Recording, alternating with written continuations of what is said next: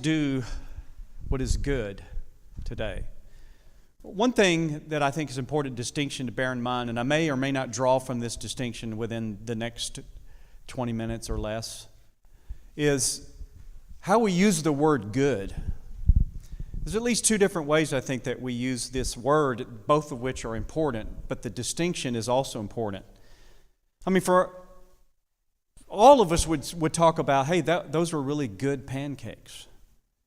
Or you see a car, and say, oh, that's a really good car you have. Or, gee, I love this knife. That's a good knife. Or, I know so-and-so, he's a good person. And I think in all those instances, we're using the word good, I think, to mean something to this effect.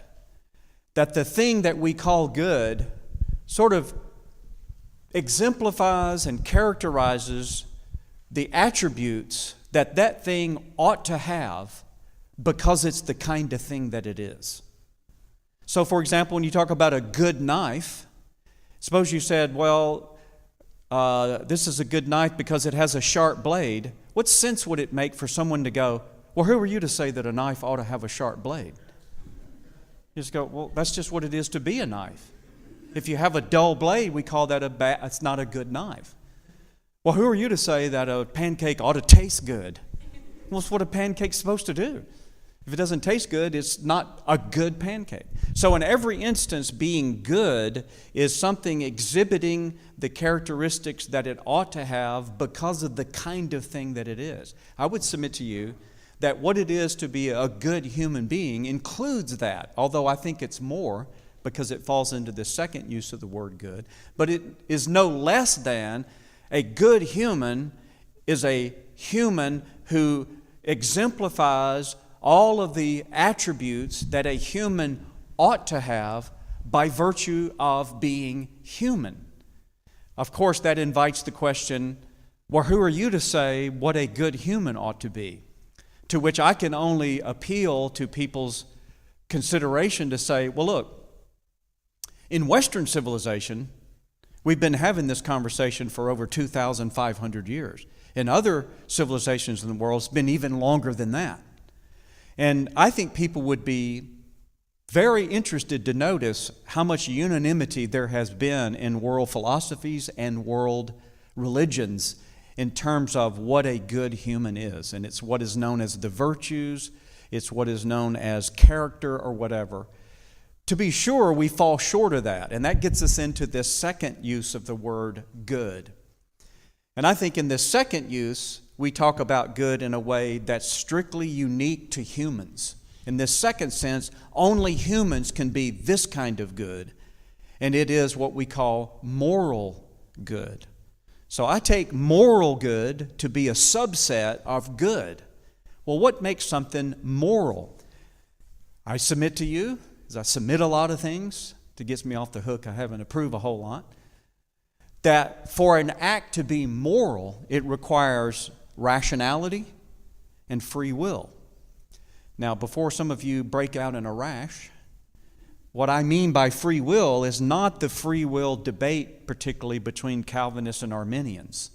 That's important, theological debate about that, but I'm talking a philosophical sense of good that to a large extent is somewhat indifferent to that Calvinist-Arminian debate. In the sense of which I mean it, even the Westminster Confession of Faith, which you might expect to be opposed to a notion of free will, implements that concept as I'm using it. So I'm being sort of philosophical.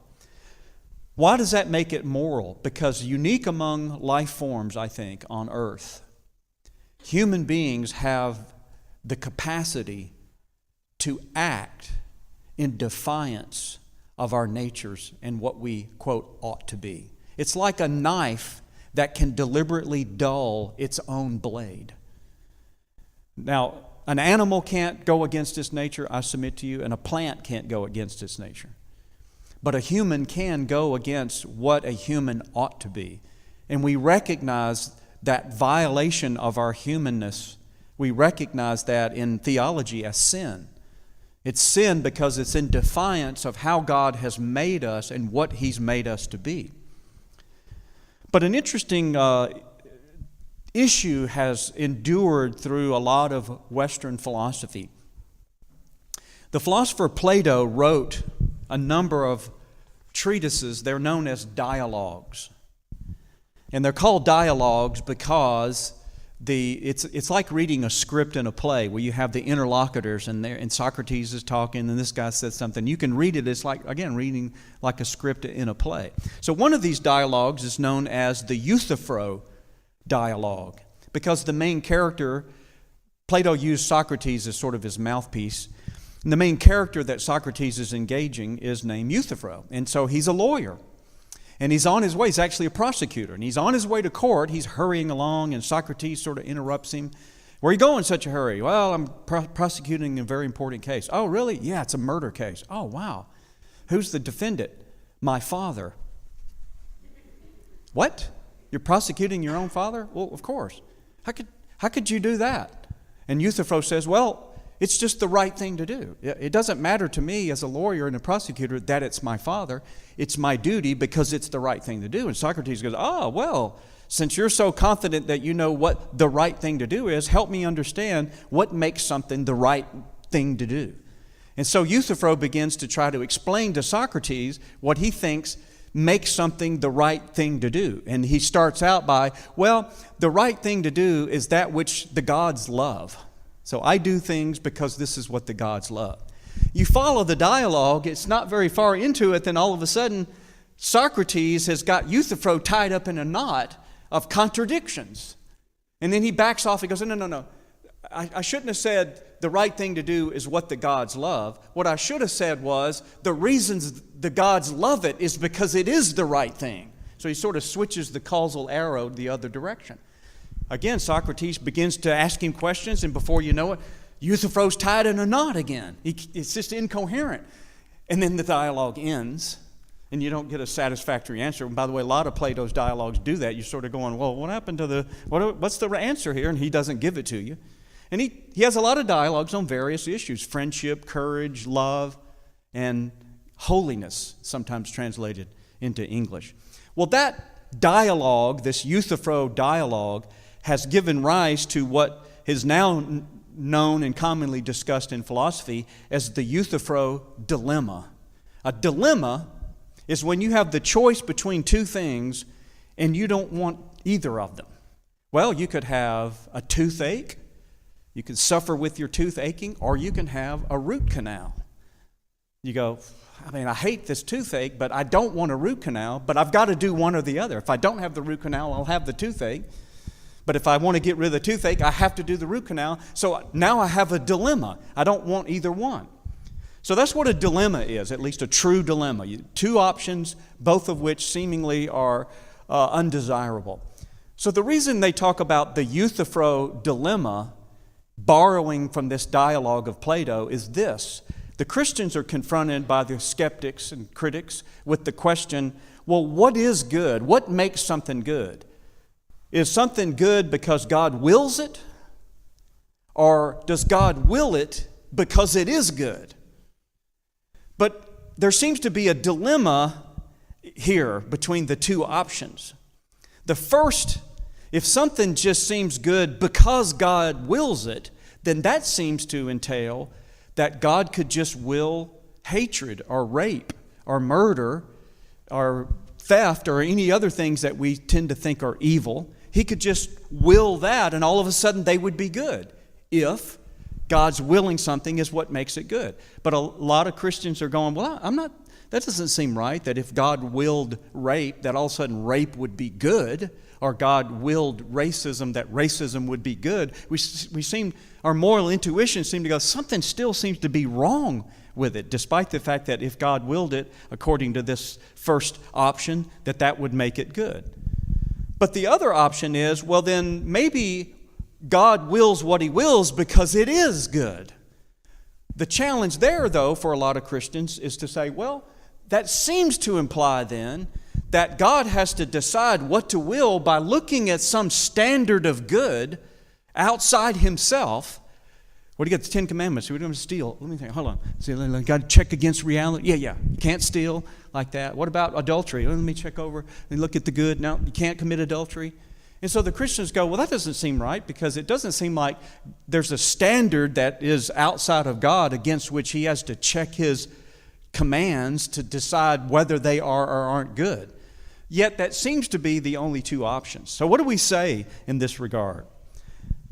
I think a person can do what they call splitting the horns of a dilemma. So the imagery is like a bull that has horns, and it's going to gore you with either one horn or the other, and you want to kind of slip right between the horns and avoid being gored. And the splitting the horns of the dilemma would sound something like this. Well, maybe what we mean is God wills what he wills because it is good, but what makes it good is that it's in accordance with God's nature, that somehow good is grounded in God's nature. And so a lot of times when I've heard this splitting the horns of the dilemma solution to the euthyphro, that's where it ends. That's where the conversation is. So, well, what we say as Christians is that it's neither it's good because God wills it or God wills it because it's good of some standard outside of him, but God wills it because it's good because he is the standard. The challenge there, though, is if that's the answer, then if something is good because it's according to God's nature, then the statement, God is good, would just be, God is according to God's nature. Well, that just seems trivially true. Of course, God is according to God's nature. Satan is according to Satan's nature. Everything is according to its nature. See, it seems like you still haven't given content to the question of good by merely stating it that way. And so what I think needs to be done is a few more steps, only one of which I'll hint at, and then we'll be done. We can pursue the details later on. And that is a distinction that some philosophers bring up between what they call the order of knowing and the order of being. So I teach at a seminary part-time now in Charlotte, North Carolina. So suppose you were going to try to find our seminary in Charlotte. You would likely need a map to find your way to Charlotte. And inside Charlotte, find your way specifically to the seminary. So in the order of knowing, the map comes first. But of course, there would have to actually be a Southern Evangelical Seminary before there could be a map. So in the order of being, the seminaries first. So I think, in a sense, we have to be able to put some content and know what good means in order to know whether it does or doesn't apply to God. That just means that in the order of knowing, our understanding of good comes first.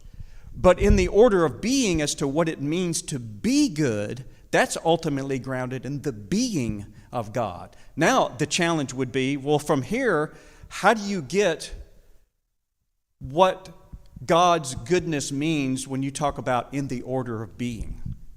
And we don't have enough time for that. I'm going to trip over my cord here.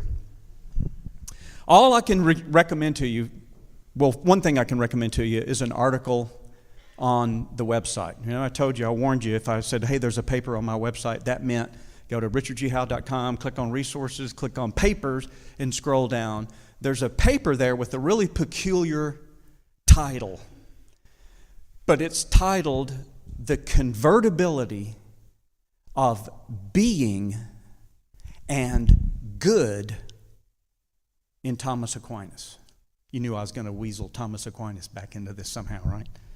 The convertibility of being and good. Because what scholastic philosophers have come to embrace is that there are certain attributes of existence that accrue to every being. True and good are two, and they're called the transcendentals. So what you'll want to go, here's basically the punchline. When your intellect grasps the real, we call that true. That's what intellects aim at, is true. When your will grasps the reality, we call that good. It's what wills aim for. So what you'll find in this article is, well, ultimately, for a thing to be and for a thing to be good are the same in some respect. Well, then all you have to do is show that God is infinite being, which means he is infinite good. Now, there's still some content missing because we don't have enough time to unpack it, but I would commend that article to you, and then you can email me if you have some questions about it. And exploring, I think this is the solution to the Euthyphro dilemma, to say we ground good in the nature of God, and we're able to show that because God is infinite being, God just is infinite good. I'll commend that article to your reading, and then if you want a question during the Q&A, you're welcome to ask a question about it.